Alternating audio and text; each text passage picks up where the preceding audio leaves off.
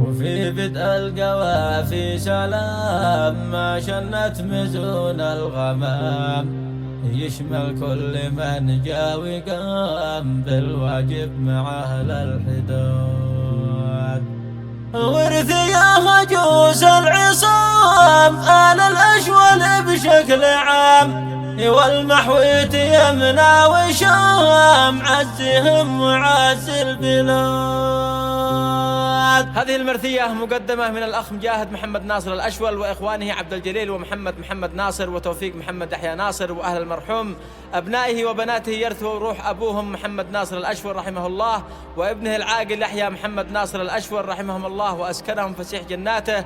كلمات الشاعر أبو عصام رازح. في بدء القوافي سلام ما شنت مزون الغمام، يشمل كل من جا وقام بالواجب مع أهل الحدود. ورث يا هجوس العصام آل الأشول بشكل عام، والمحويت يمنى وشام عزهم وعز البلاد. في الوالد محمد ولد ناصر يا طيور الحمام، شل برثيه معتمد باسم ابن الفقيد الهمام. أبناء وبناته بعد كل طاح بعده وقام، قادر عاقل أهل البلد والوالد توفى مضام. بعد الشبل راح الأسد ب11 نهار الصيام، عين الكل تبكي مداد والمحويت بعده ظلام. من بعد المرض والعناء قدنا له قضى